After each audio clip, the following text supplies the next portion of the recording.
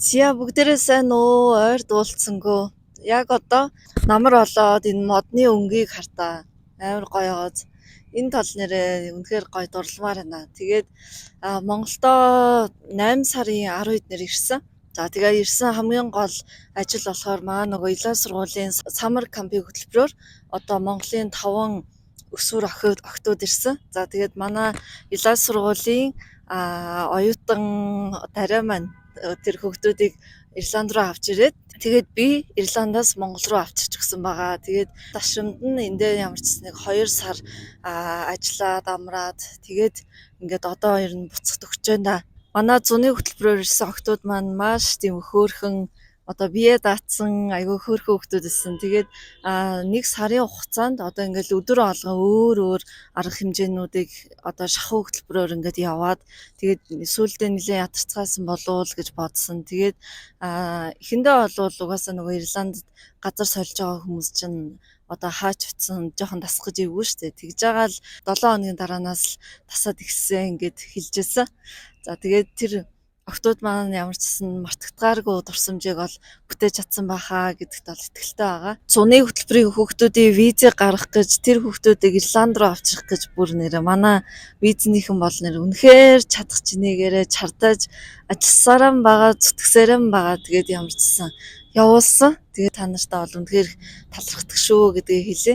За яг энэ харагдж байгаа мөсийн нэгийн чанх урт талд Эрдэм таавар гээд Эрдмийн ордон байрладаг. Тэгээ энэ дотор Эрдэмт Бриж төвийнхэн маань байрладаг. Хүссэн асуултууд Ирландын талаар явахаар сонирхсан хүмүүс маань байх юм бол намайг ингээд явсны дараа ч гэсэндээ Эрдэм тааврын 7 давхрын 703 тоотд ирээд тэгээд зөвлөгөө мэдээлэл бол авах боломжтой байгаа шүү. Их сургуулийн гудамж нэрээ айгуу гоё юм аа. Ингээл явахаар оюутнууд ингээл бөөндөө айгуу завгүйр тэгэл Ирландд би ингээд 10 жилийн ч юм уу эсвэл юм оюутнуудын царайг бол нэг хараагүй юм шиг санагдсан. Тэгээд энэ оюутнуудыг ингээ харахаар айгүй гоё санагдаад байгаа. Монголоо ирээд сайхан амраад, аялаад, Ирланд руу явъя гэж шийдсэн хүмүүсээ ямар ч гэсэн бодит мэдээллүүдийг өгөөд 3 том семинар хийсэн. Одоо сүүлийн семинар маань 10 сарын 4-нд ингээ болох гэж байна. Тэгээд сүүлийнхээ семинарыг хийчихэд тэгээ одоо буцах байж байна да. За тэгээд энэ зохион байгуулж байгаа семинаруудад яг ямархуу мэдээллүүд яригддаг вэ гэхээр ерөөсөө л анх сонирхож байгаагаас эхлээд одоо виз хэрхэн амжилттай авах уу, дээрэс нь Ирландд очих бүхий л зардал, тэнд очиод ингээд ажиллах боломж, ажил хайх, тэгээ бичиг баримтууд ямар хугацаанд яаж авдгүү гэх мэтчлэн. Тэгээд Ирландд очиод нөгөө дээд боловсролд эзэмшихийн давуу тал ямар нөхцөл боломжоор төлбөрөө төлдгөө, төгссний дараа ямар боломжууд байдгөө, хэлний оноогүйгээр бас ингээд эсэх боломж байдгийг бол бүгдээрэнд ингээ хэлж байгаа. Гэхдээ хэлний оноогүйгээр сургуульд ирсэн гэхээр ер нь бол жоохон хүмүүс бол итгэмээргүй штэ. Гэхдээ манай Ирландд байгаа хэд маань бол аягүй сайн мэдж байгаа тий. Тэгэхээр ерөөсөө ямар юм нөхцөл боломжууд ингээ байдаг вэ гэдгийг бол бүгдийн сайхан харамгүй хуваалцаад хэлээд өгчдөг байгаа. Бас энэ дээрээ нөгөө хүмүүстэй ингээ уулзахаар Ирландд байжгаад буцаад хүрээд ирсэн оюутнууд байгаа байхгүй юу. Тэгээд тэд нэр ингээ юу ярьж ийн гэхээр ерөөсөө ингээд Монгол руу ингээ буцъя гэж шийдээд хүрээд ирсэн. Тэгээд нөгөө визнийхаа хугацааг бас ингээд хэтрүүлсэн ч байд юм уу тий. Тэгэхээр ингээд визний зөрчил жоохон гаргацсан. Тэгтээ одоо ингээ ямар нэгэн байдлаар эргээд явмаар байна гэсэн оюутнууд бас 5 6 надтай ирж уулзсан. Тэгэхээр энэс юу харагдж гэнэ үү гэхээр ерөөсөө хүний амьдрал ер нь бол жоохон таварлшгүй штэ тий. Тэгэхээр одоо ингээд Монголдо ирээд ингээ болно гэд бодж идэл таны төсөөлснөөс ингээ өөр байх юм бол ядаж Ирланд руу буцаад явах тэр боломжийг айгүй сайн ингээд үлдээх хэрэгтэй юм шиг санагдсан. Юу ч болоо үлээ тий. Тэгэхээр одоо ядаж л ирцээ хадгалъя. Тэгээд визний зөрчлөө гаргахгүй бай гэдэг ч юм уу. Жил болгоно л ингээл Монголдо ирэхээр одоо жилээс жилд хот маань агай гоё цэвэрхэн болоод байгаа юм шиг надад мэдрэмж төрж байгаа. Ер нь угаасаа тийг санагдаад байгаа. За тэгээд семинараа хийгээд ингээд 100 хүнтэй уулзж байгаа шүү дээ. Ганцаарчсан ч бай, семинараарч бай. Тэгээд тэр хүмүүсийн нөгөө дийлэнх ярьж байгаа юм нь болохоор ингээд амьдралдаа өөрчлөлт хийх цаг нь болчихжээ гэд өөрчлөлт хийя гэд ирж байгаа хүмүүс бол байлээ. Тэгэхээр тэр хүмүүстэй ямар ч гэсэн шаардлагатай мэдээллүүдийг ингээд өгж байгаа даа бол айгүй сэтгэл хангалуун байгаа. За тэгээд Ирландд байсан маань найзууд бол зарим нь сурдгаа сурж дуусаад тэгээд Монголдоо ингээ эргээд ирсэн. Тэгээд тэр найзуудтайгаа бас уулзч сайхан сайхан хуваалцсан байгаа. Тэгээд яг бүгдээрээ нэг юмны талаар амар ярьж байгаа нь болохоор Монголын татвар ямар амар юм бэ гэд бүгд хэлжээ. Тэгээд энэ татварын талаар тусдаа нэг бичлэг хийж оруулнаа.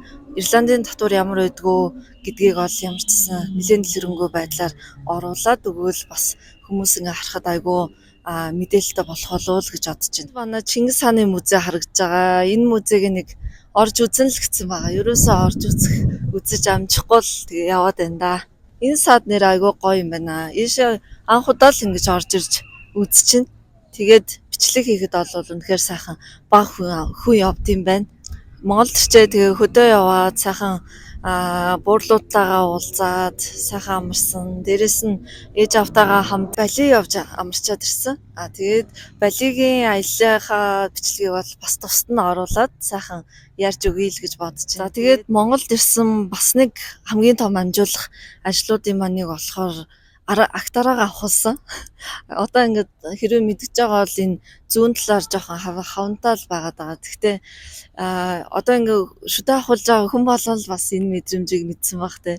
Ер нь бол айгүй хэвгүй. Эрэгтэй хүн томог хүчээрээ ингээд нэг шүд авах гэдэг ингээд ноцолтоод ахаар айгүй сүүлдээ бүр тийм амар сүртэй юм бах та гэж жоохон айдгэл юм лээ. Тэгээд юу хит хоног ингээд юм зажилж чадахгүй байгаа шүү дээ. Тийм бахаар сүүлдээ бүр ингээд юм зажилмаар санагддаг байлаа бас айгүй сайн. Тэгээд өнөөдөр ч одоо баг 20 градус хүрж байгаа хаа. Айгүй гоё дулаахан байна. Гэхдээ өглөө оройдоо бол жоохон сэрвтер.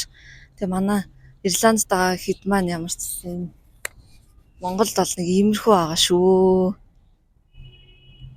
За тэгээ одоо ингээд визээ мэдүүлээд орох гэж байгаа хүмүүс маань болохоор ер нь болж өгвөл он гарсны дараа 1 сарын сүүл 2 сарын үед Ирландд очивол зүгээр шүү. За яагаад гэвэл 12 сард болохоор Крисмсийн баяр болоод тэрнээс өмнө ингээ бужигж жагаад дуусныхаа дараа 1-2 сар бол маш тийм нам гүн болцдог. Тийм болохоор айгүй тийм тооцоотой явах хэрэгтэй гэсэн үг. Энийг бол ингээд анхаарал сонсоод авахд бол илүүдэхгүй байгаамаа.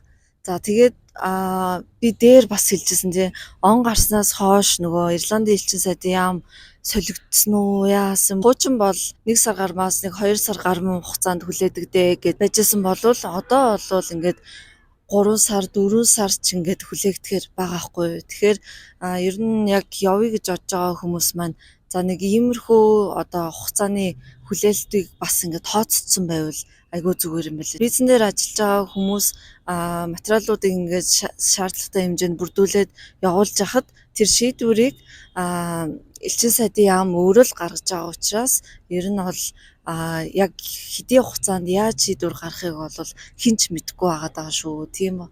Тэгэхээр ерөнхийдөө нэг нөхцөл байдал нэг иймэрхүү байна гэдгийг ингээд хэлчихэ. Угаасаа семинараар цогц мэдээллийг ингээд өгчдөг болохоор ирж байгаа хүмүүс маань бол айгүй тийм сэтгэл хангалуун байгаад идэг. Тийм байгаа. Тийм болохоор ер нь л Монголд ирэх хугацаанд тийм семинаруудыг айгүй сайн зохион байгуулахыг бол хичээдэг дээ. За ингээд дараагийн бичлэгээр уулзцгаая. Баяр таа.